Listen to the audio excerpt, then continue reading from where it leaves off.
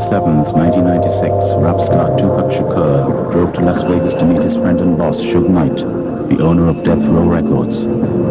There are people who said that Tupac was not enthusiastic about coming to Las Vegas, that he had arrived late from New York the night before, and that he didn't want to make the 4-hour drive. He had promised Suge that he would be here, and he had committed himself, and so he did come to Las Vegas. Tupac and Suge went straight to the MGM Grand Hotel, where they watched heavyweight champion Mike Tyson defend his title against challenger Bruce Seldon. The fight ended, and about 8:45, Tupac and his entourage, including Suge Knight, walked out when they encountered a man, a reputed Crips street gang member from the Compton area, and got into a fight with him.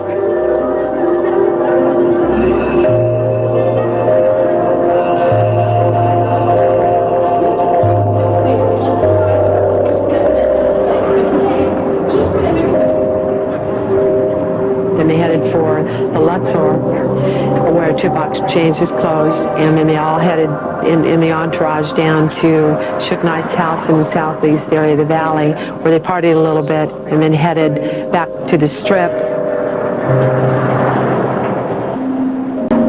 And they were stopped about, it's 2 blocks off the Strip, and they were stopped at a stoplight on Flamingo and Cobalt Lane.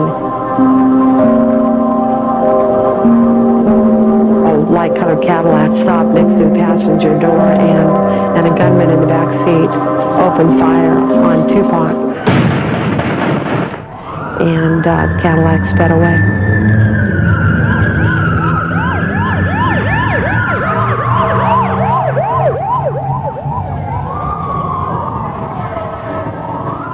Tupac was like a symbol of the drama and the controversy of being a young black male growing up in these times was about.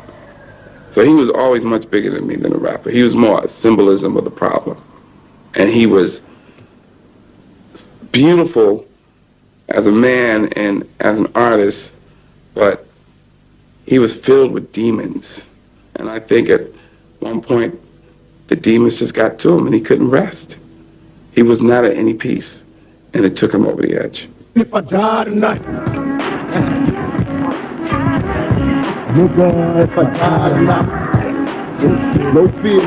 as a child, Tupac Shakur wanted to be a revolutionary.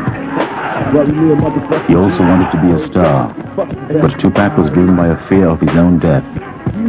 By the time of his murder, songs such as If I Die Tonight had become a testament to his obsession. Say Tupac Shakur was born before he was born. His mother, Afeni Shakur, who was a Black Panther, was in jail as a part of the famous Panther 21 case. Afeni was locked up for some trumped-up charges of blowing up the Bronx Botanical Garden and some other landmark places in New York. Fictitious charges were later dismissed, and she got her freedom. But she was locked up while she was pregnant with our child.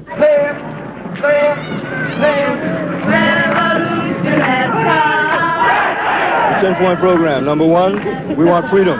We want the power to control the destiny of our black community. Number 3, we want an end to the robbery by the white man of our black community. Number 4, we want decent housing fit to shelter human beings. Number 5. By the time Tupac was 5, the revolution had fallen apart. And so had his family.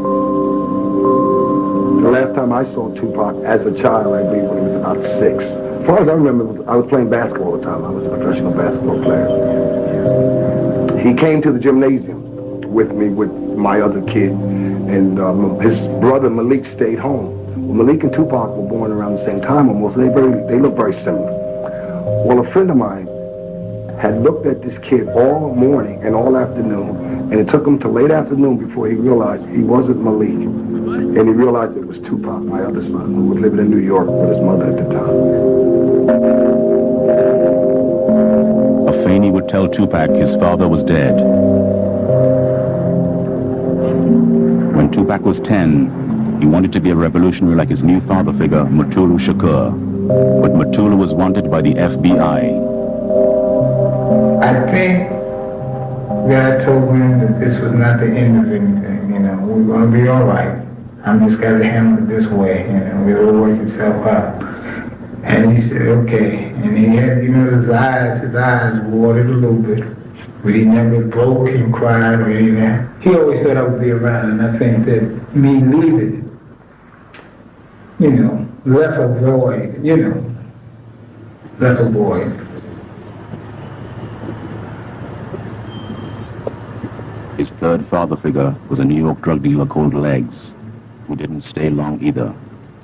Legs died on the street, but not before introducing Afeni to crack cocaine. Afeni would call Tupac the Black Prince of the Revolution. She would tell him, black is beautiful.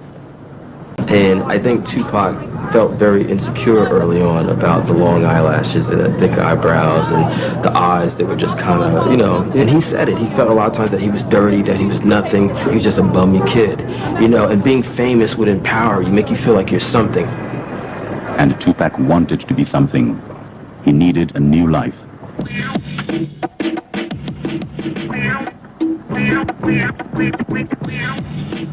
He left home at 17 and lived in Marin City, California, and became involved in the local rap scene. Through rap, Tupac would find a term to describe how he felt about himself and the world around him. Thug life. He said to me that thug life, he said this many, years, in 93, 94, that thug life meant the hate you gave little infants, fuck everybody. Within a few years, Tupac had made a name for himself on the California rap scene. He signed to Interscope Records, and they released his first album, Tupacalypse Now. America, I charge you with the crime of rape. Songs like Words of Wisdom would present a politicized Tupac, enraged by racist America. It was kind of like a militant, willing to do anything for black people's freedom, would speak the truth regardless of the consequence. On all accounts. And you have to serve the consequences for your evil scheme. His persona was like tapping from his, Black Panther past. But Tupac, the political rapper, was proving unsuccessful. Then Hollywood stepped in. The whole Tupac thing really gelled is when he performed in Juice as Bishop. That was when the persona started to take on a life of itself. And one line from the film would define Tupac's new image. I'm crazy, but I don't give a fuck. Tupac said to me after Juice, he felt he could go into any ghetto in America and get love. Yo, Pac, man, yo, son, your shit is the bomb, kid. Dog, it's all that, man, you know what I'm saying? And that made him feel good. He started making friends in high places. In New York, he met an up-and-coming rapper by the name of Biggie Smalls. The Notorious B.I.G., Biggie Smalls, Christopher Wallace. I'm going back to Cali. He and Tupac had a lot in common. I mean, they were young. They liked the lifestyle of being a hustler in terms of girls, the flash, the money. I'm going back to Cali. Tupac would also meet an aspiring young producer named Sean Puffy Combs, who would introduce Tupac to Andre Harrell. The way he introduced Tupac to me and walked in my office, it was almost like, this is the person in my life, Tupac, who helps to keep my head level. And I think you need somebody like this. That's the way he brought it to me. Because Tupac had that attitude and that air, but when he came in my office, he was just being a nice young man.